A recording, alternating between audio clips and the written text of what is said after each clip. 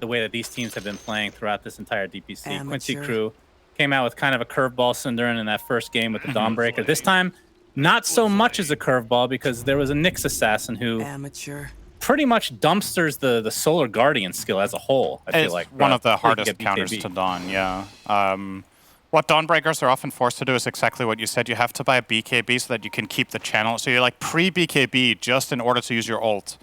Because the way the ult works is that it starts pulsing and it deals damage, but you don't become invulnerable while you're mid-air or while you like just start casting it. So the Nyx can run into it, pop Carapace, and you get stunned where you are and you never land.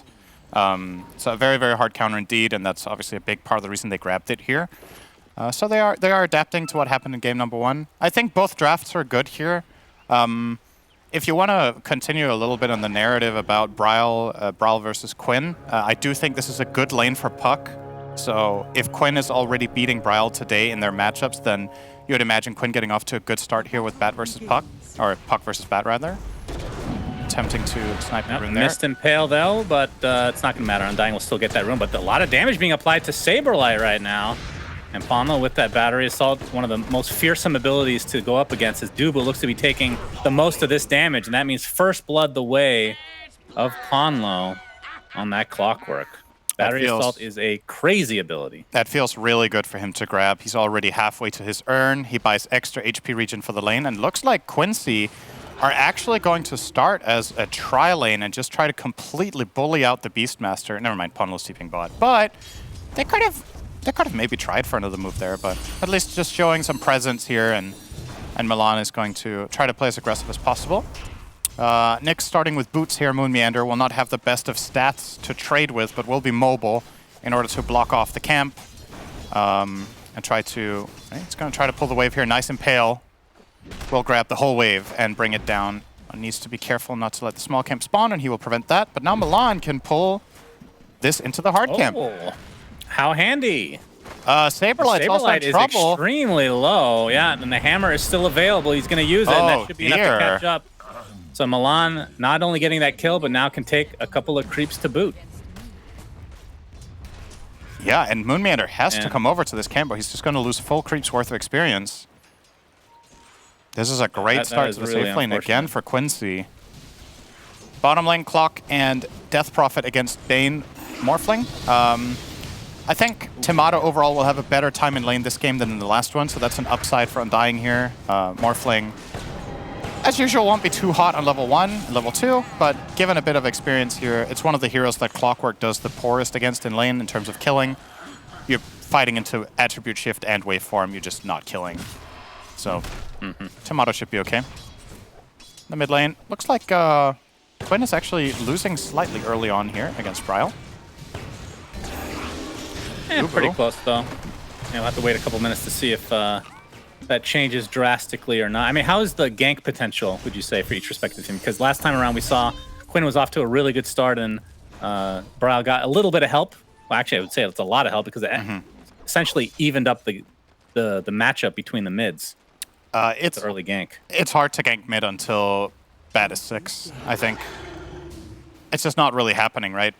Unless Puck has used Orb and Nyx comes in at the perfect opportune moment before the next Orb comes up, he can always just Orb out. Even if you get Carapace, the Orb is long enough that you will get out. And you're probably also going to value point and phase shift at some point here for Quinn, so that seems hard.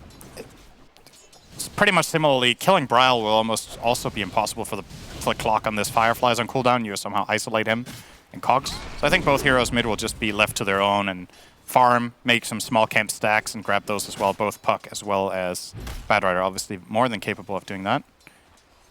So I don't even think if you answered this, I wasn't listening, which is definitely a like real possibility. Which Saberlight is dead. Yep, gonna connect on all 3 Starbreakers, and down he goes again. So this lane is going really well for Quincy crew, but overall, like, whose draft do you like more? We talked about Dawnbreaker versus Nyx to start, but I don't know if you actually talked about the drafts. Do you just mean in isolation or based on what they're playing against? Because I think in isolation, both drafts look very good. No, I mean, both drafts look like they can hold their own. I do favor Quincy slightly in this game. I think it's a very good Drow game. And I do I do like the solutions that they have for this Batrider, even though it was picked late. I think both Coil and Hookshot are enough. If you keep Batrider off Drow, I think Drow is going to shine in this game. So it's kind of like a very simplified way of looking at it. Obviously, there's more depth to it than that, but just a gut feel. Oh, mid lane. Quinn, is he going to get the kill? Nope. The Fairy Fire at the last moment. Didn't want to dive any further. I mean, he has about a half level advantage on Quinn right now. CS is about even, though.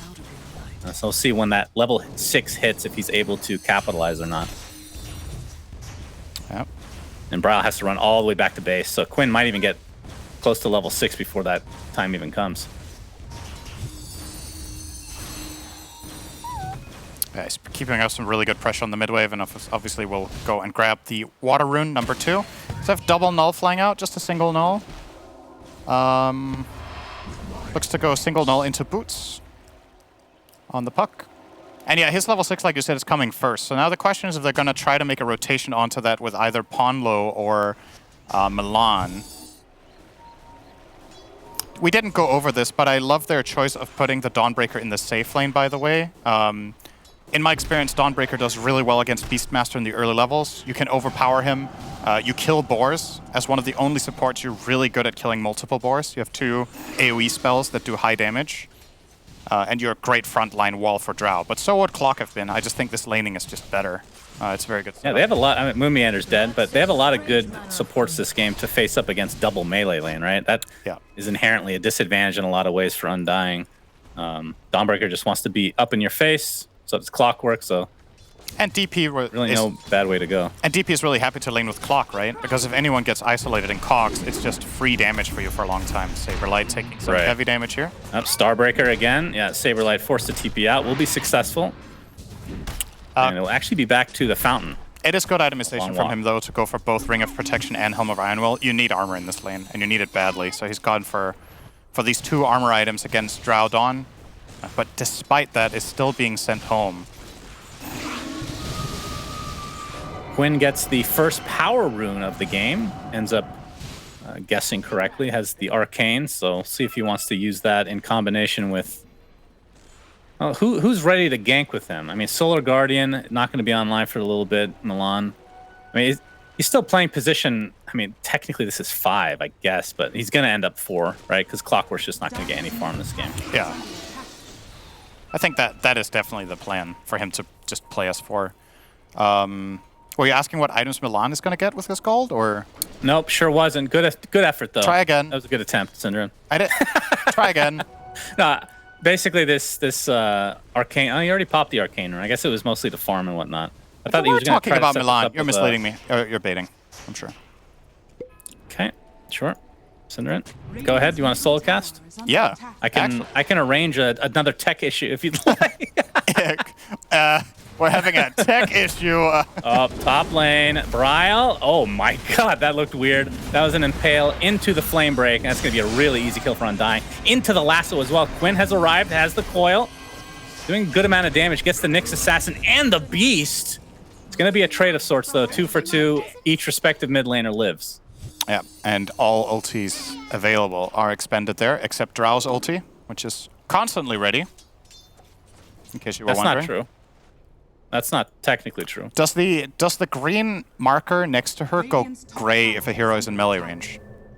I don't know about the visuals. Oh. You'll never know. Bryle closing in on his boots of travel. As Milan's going to TP into the mid lane. So what you asked about before, about what items Milan is going to go. Uh-oh. Yeah, let's talk about 10 minutes ago. Good idea. Milan? No. Not 10 minutes ago. Okay. Moon Meander takes should be getting out. Invis rune. It's fine. And a hammer to safety for Milan. Go ahead, Cinder. You have all the time in the world. Right, so you obviously didn't ask this, but I'm going to ask this because I'm a good play-by-play caster, so I'll ask the analyst relevant questions. Cinder, what do you think Dawnbreaker should buy this game now that he's countered by Nyx? That's a very good question. We did discuss BKB earlier, but there could be a different alternate route to take here. Will he go Locket again and still just play less on his ult and just try to, wait for Nyx to use Carapace and then use it later in the fight? Or maybe even, he could engage first and then die and buy back and then ulti with Locket? There's plenty of options. What do you know? I have no idea, but I think... So you asked the question and you still couldn't answer it. that means it's a really good question. I guess. As we see an exorcism go off for Kezu, this tier 1 tower is forted up though, so Undying looks to be defending a bit. You know what? I know how to settle this. What would you buy on Dawn? Deso. Echo Saber Deso's Dubu. Teeping out to safety will be successful. So we have 2 items that Milan is not buying now. Do you have a third one you want to suggest? SNY. Yeah, okay, that's actually and then AC. 4 for 4. I was about to say 4 for 3. The suggestions are that bad. It's that good. Quinn disrupting the farm patterns of Tomato.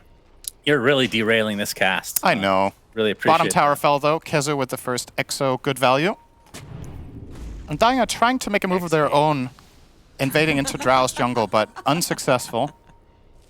Obviously with the good vision there, he's going to retreat and probably just go and start playing in the triangle. He is level 7, so no problem whatsoever going to start farming Ancients with his Falcon Blade. What carries actually still by Falcon Blade? I feel like it's fallen a little bit more out of favor. Yeah, it needs a buff. Oh, we have the Spike Carapace from Moon Meander who walks through and gets coiled. That means Quinn has absolutely no ult, so it ends up being a complete waste for him, but there's a haste rune to make him feel a little bit better about himself. As the top tower is taken out, so ends up evening the playing field in terms of just buildings alone. Yeah. Standard Beastmaster. Essentially even Get game. Dom, tower falls. Nothing out of the ordinary there. Yes, Saberlight is not having the best Hammer game. was already used from Milan, and he's basically going to get soloed here potentially. Flame Break into the TP, but looks like he's going to burn to the ground. Quinn has that haste rune, but not able to really help his comrade out too much. That was an unfortunate set of events for Mr. Milan. Yeah, nice heads-up play though from Braille. He's doing a good job in this game on Bat. He's made that successful double kill rotation top. Now he gets the solo kill on Milan, and he keeps finding good farm up here, or at least setting it up for Tomato.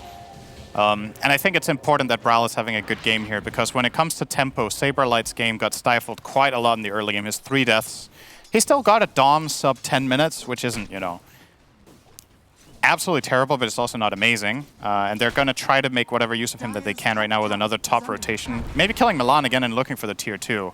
But crucial that Bat is able to take some initiative here, because you can't fully rely on Beastmaster to pull all the weight with this rough. We have a hookshot bot lane though, so Braille, I mean, they're focusing on trying to take out Milan in the top lane, which is a support. And really good that Braille's having a good game for Undying here. Yeah, the typical caster curse. Yeah.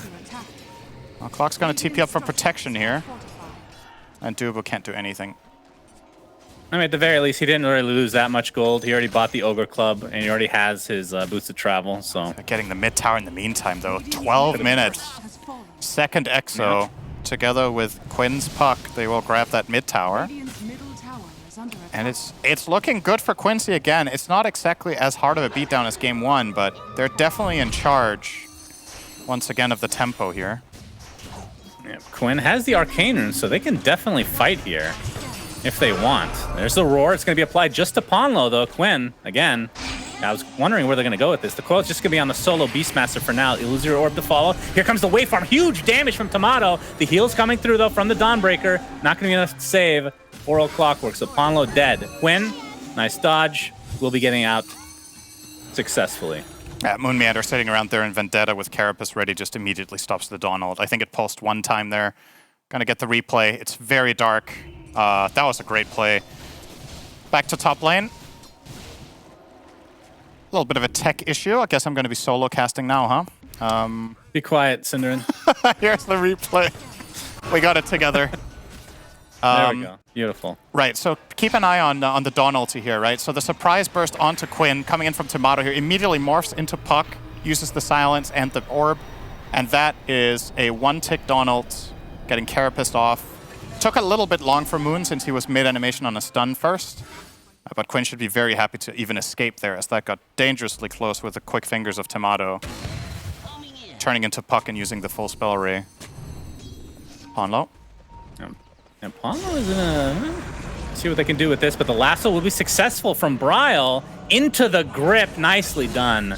And down goes Quinn. That is a huge kill for Undying. Ponlo didn't look to have a hookshot angle there. And Braille able to maneuver himself just in time around through that cliff. Oh, nice Doesn't have job by flame break for Braille. 4 seconds. Hook shot will delay things a little bit, but Ponlo likely to die. And indeed does just that. So 2 quick kills for Undying. Good job from Braille. He stayed on top of the clock, so he couldn't, even though he wasn't in Firefly, he stayed so close that he couldn't hookshot the midwave. And kills him off there. Ponlo with the... It's pretty much his only escape path there is to hook mid, and Braille's aware immediately. And a nice setup kill, like you said, onto Quinn. They lasso him into the grip, and I think at the time Moonmander was also blocking hookshot with the Nyx, so they couldn't stop the Top grip. lane, there is the coil. Milan comes in with a successful Starbreaker. Do they have enough damage to actually finish the job, though? Saberlight ticking down a little bit low. Kazu misses the Crypt Swarm, but all is well for Quincy crew. They find the kill regardless.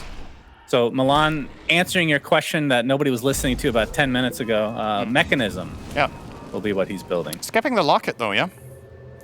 Yeah. They bought that last game with this Arcane Boots wand. I wonder why. If he feels like the ulti is too unreliable to make Locket worth it, and that's why he's going straight mech, that's probably it. I think that's a decent line of thinking here. I'm just unsure if the mech is even the best item. I think Lotus or Force Staff also have a lot of merit in this game. You can Force Staff people out of Roar, you can get people away from the Nyx jump, you can reposition them in grip. Obviously not the best item against Batrider, though, so perhaps that's enough to not go for it. Well, Glimmer in Tape terms of also items, Tomato sitting at the top of the net worth chart on this Morphling. We'll be finishing the Manta style in a few hundred gold. On the other side, Yawar's Drow has the Dragon Lance. You already talked about the Falcon Blade. And Shadow Blade. yeah, Shadow Blade is next, so... Good item against Morph, especially because, well, Tomato is going Manta, so I don't know how effective this is actually going to be. We've got a completed Force Staff now on Moon Meander. Also, for similar reasons, really good against the Dire lineup. You can Force Staff people after they snap Coil to get them further away. You can force out a Cogs. You can force away from Gust. Force away from Death Prophet Siphon. Super good item here. Beastmaster's closing in on Helm of the Overlord. Bat's closing in on BKB. There's honestly a sick timing coming up for Undying in like 2 minutes that I think we're going to try to see them try to capitalize on with a smoke into Roche kill, probably. Yeah, Moon Meander has gained so much information in this bottom section of the map. And actually, they just scanned him temporarily, so they know. But he gets out successfully. And that'll allow them to... Well, I thought they would Milan do something top. with this. I guess they are top lane. Yeah, there's the Roar. And Milan looks to be mega dead, with the Fiend's Grip actually being expended as well from Dubu. Oh, it was necessary. He had Hammer ready, so he could have got away. Oh, he did buy Glimmer. Okay, so he didn't finish the mech. I like that. I think it's a better choice. Going Lotus next, it looks like. We'll take apart the That's good. Arcane Boots. Quinn, mid lane. Ooh, hookshot misses. Yeah, Moon Meander is kind of the wild card this game. He's getting a lot of information. We talked about the counters to the Solar Guardian, which, I mean, I think I speak for you as well, had an enormous impact in the last game. Yep. They probably would have gotten, Undying would have gotten at least 3 more kills that game without Solar Guardian. And Tomato's Manta is online. We'll be going for the E-Blade next. So trying to shotgun his way to victory here. In terms of net worth, though, very even game. Quinn, again, solos. Solo Dream Coils the Beastmaster, so Saberlight looks to be dead. Starbreaker onto the crease, but here comes the lasso from afar, and they're actually going to blow up poor Kezu instead. And Milan looks to be next on the list. Beastmaster somehow living through this. Inside the cogs are 2. Onlo gets Yawar stuck in here, essentially. Impale's going to connect, and there's the way for him to finish him off. Double kill for Tomato. And now Quinn attempting to get out. Has his Blink Dagger up and should be fine now. But a little miscalculation there. I mean, that was the 3rd solo Dream Coil on Saberlight this game. That time not successful, though. So one of the things we talked about... Oh, hang on. Ponlo's going to get that and run away, I think. So one of the things we talked about last game that was a problem for Undying was lack of damage, right? And when it comes to Quincy, if Drow doesn't get to free hit, they're running into a similar problem, right? Death Prophet can't commit into a fight safely. Oh, good hook. Ooh. He's gonna die. Yeah, he's dead. That's a big kill. Right, they get a consolation prize out of all that. But a great fight still for Undying. It was a huge win for them. But yeah, I think it's a little bit tricky for Kezu and the Death Prophet to go into fights because of the amount of heavy single-target lockdown they have. They have Roar, Lasso, and Grip. And if any of them goes on him, he's playing with 0 saves except Hookshot, so he just gets killed immediately. And what that means is, even if he pops ult, he's not safe to commit in. So much of the damage has to come from Drow. And that means Drow probably needs to be there when they coil initially, or they need to, they can't Solar Guardian on the coil. That's what's so frustrating for them. They really want to set it up, but it's just not reliable. Well, Quinn does have the... I mean, he had the blink there. I'm not sure if that was delivered at the end of that fight because he didn't really initiate with it, but obviously wants to keep that to get away as well. But yeah, their initiations have been lackluster. I mean, we've seen only, I think, 1 hook shot connect. And obviously we've talked about how Dawnbreaker has kind of just been nullified for the most part. Can't really use... I mean, that's not really an initiation, but kind of a secondary. But in theory, it is good with hookshot and coil. Oh, they missed the hookshot again. Hookshot. Very unfortunate. Is Dawnbreaker ult coming and will be successful because there's no Nyx Assassin inside. But all it's going to do is force out the BKB of Bryle. That, given the circumstances, I think Quincy are honestly relatively happy with that. Getting a BKB charge and keeping Quinn alive. It's a decent trade for what happened there. The Tomato is getting so farmed. Yeah. He is over 10 CS per minute, running at 11 here. So great Carapace there from Moonmeander.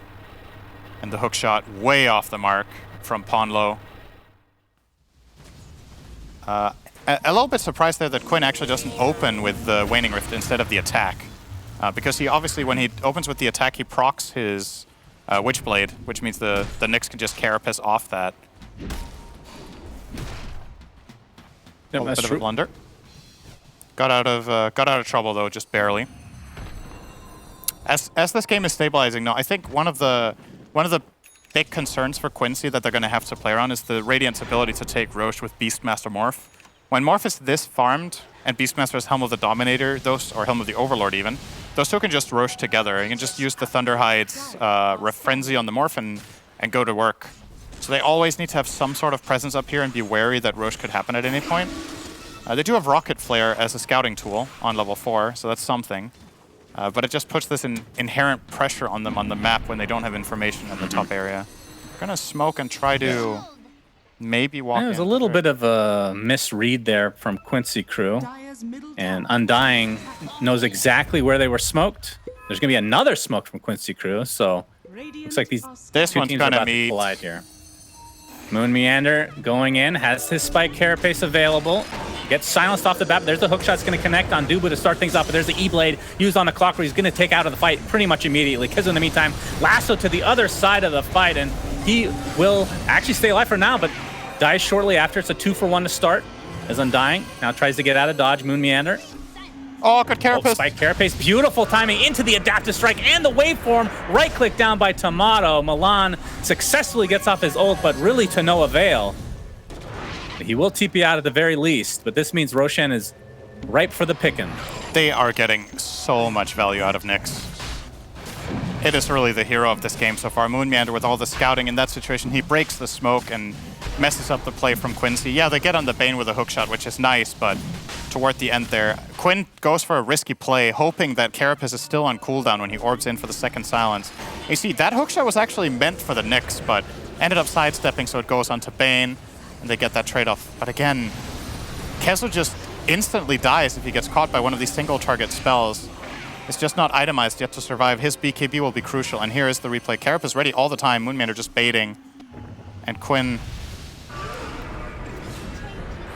with the silence. Clearly unhappy with that play. Huge win for Undying. 4K gold lead and Aegis.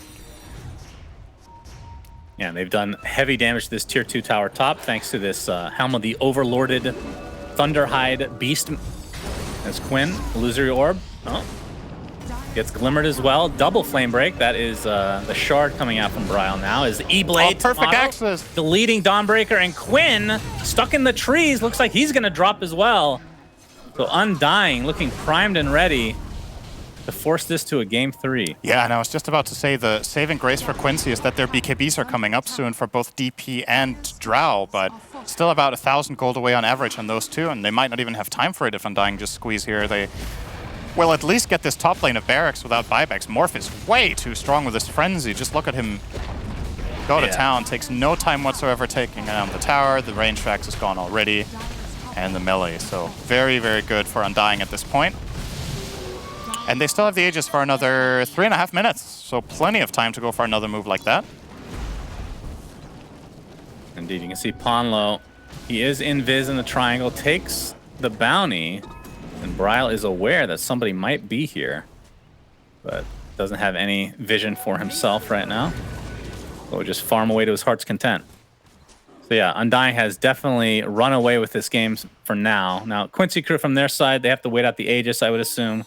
And then what? What is, like, we're looking at the power spike from Yawar. Has the Shadow Blade, is a recipe. He's actually about to finish BKB, so that's going to be quite nice. Oh, they did end up finding Ponlo. Or, yeah, Ponlo in the end. He stuck around all that time in the triangle. I think the timing for Quincy with these two BKBs, I think you just have to... You have to initiate with Clockwork, and he's going to die for setting up the fight. But the ultimate goal is to get 2 or 3 heroes in coil that Drow gets to attack. That's got to be the plan here. The best hero that they can possibly catch off guard would be Bat. Milan. He gets dusted and is going to die. Nyx spike. So when picking, I mean, they obviously know Dawnbreaker quite well, Synderen, since they have picked it twice in a row. I mean, there's got to be some level of you expecting them to Nyx you, right? Because it is, I mean, I don't think there's a harder counter in the game. It's definitely one of the worst matchups. Yeah. I mean, he is clearly adapting with his item build, but might have just underestimated how much it would ruin his game. And the other thing is, it's also a good Nyx game against other heroes, right? It felt like they kind of ran out of options on their last pick, and they went for Puck, but that's another awesome Nyx matchup. He's also good against Death Prophet, so, you know, you're just setting Moon Meander up for a lot of success with the draft. But I don't know what Quinn really could have picked in that spot that would have suited what they were looking for as the final pick of their lineup. So maybe they just had to settle here. I don't think they felt good about it. They used all their reserve time on ultimately ending up on the Puck. So Undying really they have the double BKB now, and I don't think they're getting any stronger anytime soon. This does... The real issue is the Aegis. It really limits Undying's lineup playing into BKBs. So it almost removes Bad Rider's damage. It largely removes Nyx's damage. Largely removes, or at least largely removes Morph's as well. His E-Blade can't be used to Adaptive Strike. So while these BKBs are running, even if they get hard locked down by Grip or Roar, they can still fight because Morph has to do almost all the damage with right clicks. So there is an opportunity here coming off as smoke, potentially. They do have one ready on Ponlo if they do want to make the move. With 50 seconds, I don't think this is enough. I mean, they might be able to get this tier 2, but I don't think they're going to go high ground. But we'll see. I wouldn't mind seeing them going for it for like 10 or 15 seconds. I think he should. Could have got some good free damage in on the bottom tower here, Tomato. But he will just play it safe. Yeah, playing it safe as there's another Spike Carapace setting up with a Milan potential kill. Oh, we have a hook shot. Kezu again. See the lasso already applied to Kezu. Buyback from Dawnbreaker coming in with that Solar Guardian. Actually healing a decent amount. Kezu gets roared up inside that BKB, but they have found poor old Yawar. Down he goes. Kezu looks to be next. And these cores are just not able to withstand the pressure of Undying right now. That was almost the best case scenario in a way for Quincy, given how it started. They got Milan caught, and Carapace was on cooldown. That was the play we talked about earlier, that he could get caught first, buyback, and then ult. And they actually got all of that off, but Yawar just didn't get to do anything on his Drow in that fight. Just if Drow can't hit, they don't have damage. Like, it really is that binary in this game. They can't find kills without Drow. And I don't know. Have you seen Yawar attack heroes this game pretty much? It's been very few times like in a 30-minute game. Just having to run away. I wonder what his hero damage is. Lowest in the whole game except Bane is the Drow Ranger. 6.8 damage dealt. Yes. It is very, very That is insane. Now, Ponlo initiates and then gets deleted. Oh. Good effort. He did catch. Only a melee Rax is up right now in that bottom lane, and Undying looked to be finishing this game here very shortly. One last potential stand here for Quincy crew, as this Thunderhide is about to finally die. It has been up for quite a while. Maybe gets off one more frenzy before paying respects to everybody else. Oh, doesn't want to use it yet. All right, where's the Morphling? Oh, if it's BKB now. He could. There we go. There he could it just is. go for the Rax. There it is. All right, now you can die in peace, young Thunderhide. But there's the lasso onto Kazu. E-Blade, destruction, goodbye. And that is going to be mega creeps for Undying. Well, As they Shannon, take game 2 very convincingly. you did say this was going to be the top match of NA, and both teams have now shown why that's the case. One stomping to the next.